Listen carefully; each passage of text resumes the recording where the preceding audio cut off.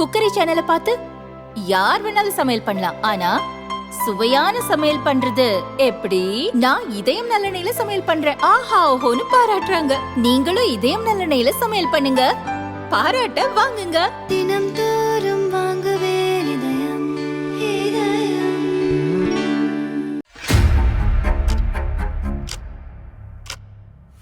கள்ளக்குறிச்சி, தருமபுரி, சேலம், திருவண்ணாமலை மாவட்டங்களை உள்ளடக்கியது கல்வராயன் மலை.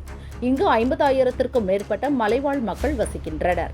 பிழைப்பு தேடி வெளி மாவட்ட மாநிலங்களுக்கு கூலி வேலைக்கு செல்கின்றனர். கல்வராயன் மலை மக்களின் பிரதான தொழில் மரவள்ளி, மக்காச்சோளம் விவசாயம். இங்கு விளைவிக்கப்படும் பயிர்களை 50 கிலோமீட்டர் தொலைவு எடுத்து சென்று விற்க வேண்டியுள்ளது. இதனால் போட்ட அசல் கூட வருவதில்லை என பெரும்பாலானோர் விவசாயத்தில் ஆர்வம் காட்டுவதில்லை.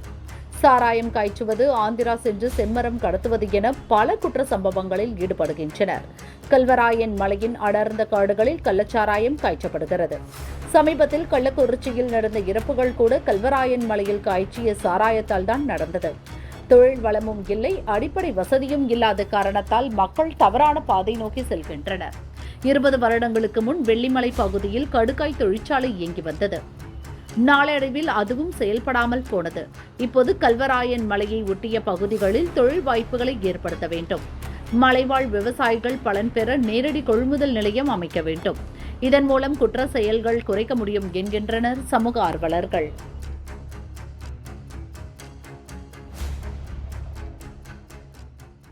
மலைவாழ் மக்களுக்கு விவசாயத்துக்கு உண்டான முக்கிய ஊதியம் கிடைக்காததால தான் அவங்க இந்த மாதிரி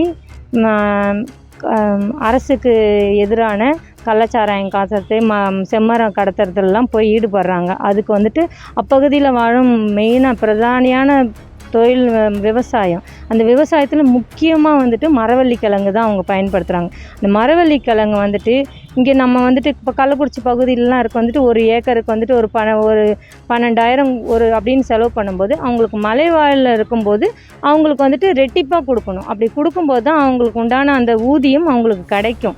ஏன்னா அவங்களுக்கு வாகன இதுக்கெல்லாம் அவங்களால செலவு பண்ண முடியல. இதனோட இதை எப்படி சரி செய்யணும்னா அவங்களுக்கு நேரடி கொள்முதல், அரசாங்கமே நேரடி கொள்முதல் நிலையம் ஒன்று அமைச்சு கொடுக்கலாம். பின்ன வந்துட்டு ஜவ்வரிசி ஆலை அந்த மாதிரி ஏதாவது அமைச்சு கொடுக்கலாம். இன்னும் கல்வராயன் மலையை சுற்றுலா தலமாக அமைச்சா இன்னும் வந்துட்டு மக்கள் அந்த சைடில் இருக்க மக்கள் எல்லாம் வந்துட்டு நல்லா பயனடைவாங்க. சுற்றுலா தலமாக அமைக்கணும். இன்னும் பகுதி கல்வராயன் மலை வாழ் மக்களுக்கு ஒரு நல்லது நடக்கணும். இப்போ உயர்நீதிமன்றமே வந்துட்டு கல்வராயன் மலை பகுதியில் வாழும் மக்களுக்கு நிலை என்னன்னு கேட்டிருக்கு. அதுக்காக முதலமைச்சரோ இல்லை அமைச்சர் உதயநிதி ஸ்டாலினும் போய் நேரடியாக பார்வையிட சொல்லியிருக்காங்க.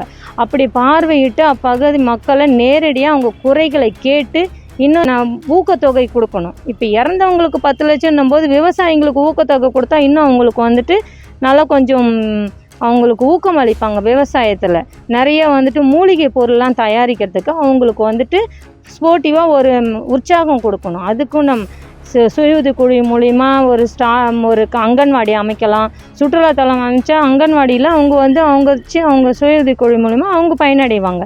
இது மாதிரி மலைவாழ் மக்களை நீங்கள் ஊக்குவிக்கணும். இந்த மாதிரி அரசாங்கத்துக்கு எதிராக ஒரு தொழில் செய்யறதுக்கு இப்போ துணை போகக்கூடாது. அரசாங்கம் தான் இதுக்கு தகுந்த நடவடிக்கை எடுக்கணும். இன்றைக்கு கல்வராயன் மலையை பொறுத்த வரைக்கும் வேலைவாய்ப்புகள் உருவாக்கப்படவில்லை அப்படின்றத பல ஆண்டு காலமாக நம்ம குற்றச்சாட்டுகள்லாம் சொல்லிகிட்டு இருக்கோம். நாம் மட்டும் இல்லை, இன்றைக்கு உயர்நீதிமன்றமே பார்த்தீங்கன்னு கேட்டிங்கன்னா அங்குள்ள மக்கள் அவர்களுடைய நிலையை நேரடியாக தமிழக முதல்வரோ அல்லது உதயநிதி ஸ்டாலின் அவர்களோ அதிகாரிகளுடன் சென்று பார்க்க வேண்டும் அப்படின்னு சொல்லக்கூடிய ஒரு நிலைக்கு ஆளாக இருக்கிறது. என்ன காரணம் அப்படின்னு சொல்லி கேட்டிங்கன்னா கல்வராயன் மலை என்பது கடுக்காய் மற்றும் மரவள்ளி கிழங்கு மற்றும் மக்காச்சோளம் போன்றவற்றுடைய அதிகமான உற்பத்தி செய்யும் இடமாக இருக்கிறது.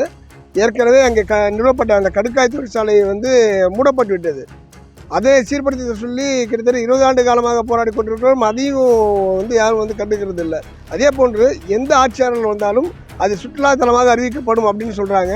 ஆனால் இது நாள் வரைக்கும் சுற்றுலாத்தலமாக அறிவிக்கப்படவில்லை. என்ன சொல்லி கேட்டிங்கன்னா இந்த சுற்றுலாத்தலம் என்பது அமைக்கப்பட வேண்டிய ஒரு அழகான இடம், அமைதியான இடம், அவசியமும் கூட. ஏன்னு கேட்டால் அது அழகான ஒரு வேலைவாய்ப்புகளை உருவாக்கி கொடுக்கக்கூடிய ஒரு சூழ்நிலை உருவாக்கி தரும். அப்படிப்பட்ட நிலையில் அங்கே வேலைவாய்ப்புகள் இல்லாததால் அங்குள்ள மக்கள் என்ன பண்ணுறாங்க, அதிகமான கடுக்காய் உற்பத்தி ஆகுது, அதை எங்கேயும் வெளியே ஏற்றி அனுப்ப முடியவில்லை அப்படின்னும் போது அங்கே உள்ளவர்கள் வந்து அதை கள்ளச்சாராயம் காய்ச்சறது மற்றும் அங்கே வேலைவாய்ப்புகள் இல்லை அப்படின்றதால அவர்களை வந்து மற்ற செம்மரம் கடத்தல் போன்ற வேலைவாய்ப்புகளுக்கு உருவாக்கி தரதா நம்ப வச்சு கூட்டு போயிடுறாங்க. இந்த நிலை தான் நீடிச்சிட்டு இருக்கு. உடனடியாக அரசு என்ன செய்ய வேண்டும், நமக்கு கட்டில கல்வராயன் மலை வந்து சுற்றுலாத்தலமாக அறிவிப்பு செய்து தர வேண்டும். அதே போன்று கூடுதல் செக் போஸ்ட்டுகள் வந்து உருவாக்கி தரணும்.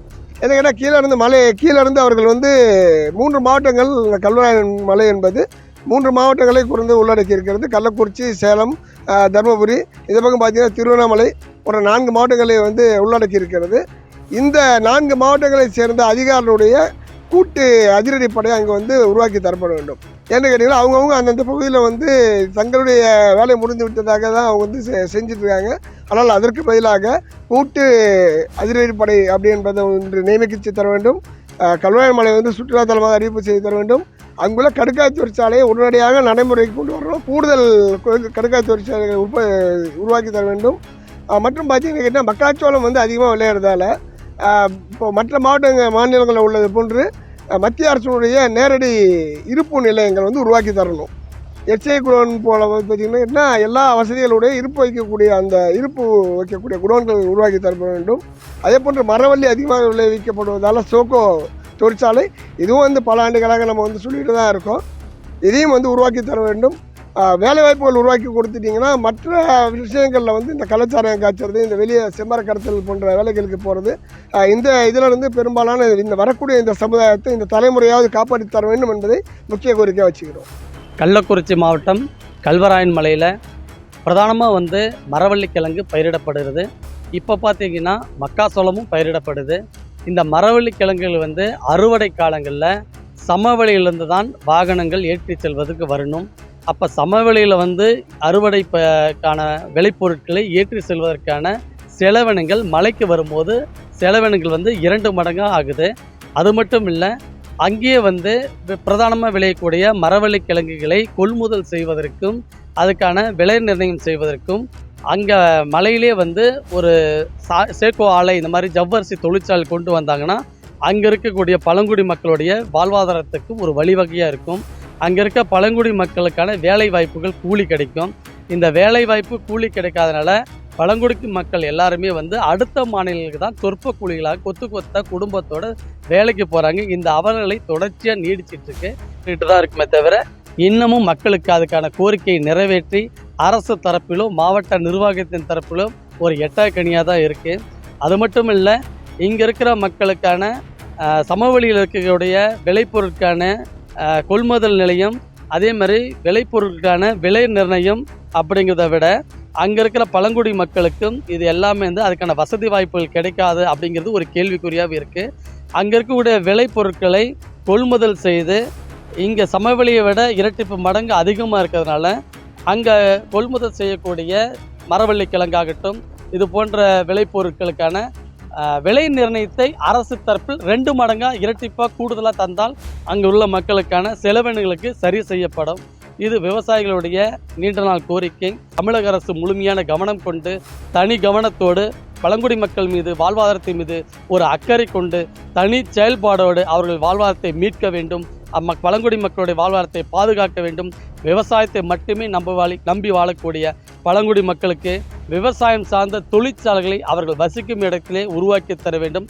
பிரதானமாக விளையக்கூடிய மரவள்ளி கிழங்குகளை கொள்முதல் செய்வதற்கு அங்கே சேக்க ஆலைகள் உருவாக்கி ஜவ்வரிசி தொழிற்சாலைகளை உருவாக்கி தர வேண்டும் என்பதையும் நாங்கள் சார்ந்த தமிழ்நாடு விவசாயிகள் சங்கத்தின் சார்பாக கோரிக்கையாக கேட்டுக்கொள்கிறோம். இப்போ சமீபத்தில் கள்ளச்சாராயத்தில் உயிரிழந்தது கூட அவர்கள் காரணம் என்ற ஒரு அவப்பேரும் நீடிச்சிட்டு இருக்கு. அது மட்டும் இல்லை, சட்டத்துக்கு புறம்பான தொழிலில் வந்து பழங்குடி மக்கள் ஈடுபடுறாங்க, செம்மரம் வெட்ட போகிறாங்க, கள்ளச்சாராயம் காய்ச்சுறாங்க, இப்படி தொடர்ச்சியான ஒரு அவப்பேர் நீடிச்சிருக்கே தவிர அங்குள்ள மக்களுடைய வாழ்வாதாரத்துக்கு ஏன் அப்படி செய்கிறார்கள் என்பதை தமிழக அரசும் மாவட்ட நிர்வாகம் தனி கவனம் கொள்ள வேண்டும். அங்குள்ள மக்களுடைய மறுவாழ்வு அடிப்படையில் அவர்களுடைய வாழ்வாதாரத்தை மீட்கப்பட வேண்டும். அதற்கான வழிவகைகளை அரசு செய்து தர வேண்டும். சட்டத்துக்கு புறம்பான தொழிலில் ஈடுபடும் மக்களுடைய வாழ்வியல் முறை எப்படி இருக்கிறது என்பதை ஆய்வு செய்ய வேண்டும். இதுவரைக்கும் முழுமையான அடிப்படை வசதிகளை அங்கே செய்து தரல. அடிப்படை வசதியில் அதுக்கப்புறம் வெள்ளிமலைங்கிற பகுதியிலேருந்து 15 கிலோமீட்டர் உள்ளடக்கிய உட்கிராமங்களுக்கு எல்லாமே பார்த்தீங்கன்னா நடந்து தான் வராங்க. ஒரு சிலர் தான் இருசக்கர வாகனத்தை வராங்க. இன்ன வரைக்கும் அங்கே மண் சாலைகள் தான் இருக்கே தவிர சுதந்திரம் அடைஞ்சு 75 ஆண்டுகளை கடந்தும் இன்னும் அந்த மக்களுக்கு அடிப்படையான உரிமைகளாக அடிப்படை வசதிகளாக தார் சாலை வசதியோ போக்குவரத்து வசதியோ இதுவரைக்கும் அரசு தரப்பில் செய்து தரல. அவருடைய விவசாய நிலங்களுக்கு முழுமையாக பட்டா வழங்கப்படல. அங்கே தரிசு நிலங்கள் தான் பெரும்பாலும் வந்து விவசாய நிலங்களை பயன்படுத்திட்டு இருக்காங்க. தரிசு நிலங்களை வகைமாற்றம் செய்து பட்டா வழங்கணும். அங்குள்ள மக்களுக்கு வேலை வாய்ப்பு கிடைப்பதற்கு விவசாயம் சார்ந்த தொழிற்சாலை உருவாக்க வேண்டும்.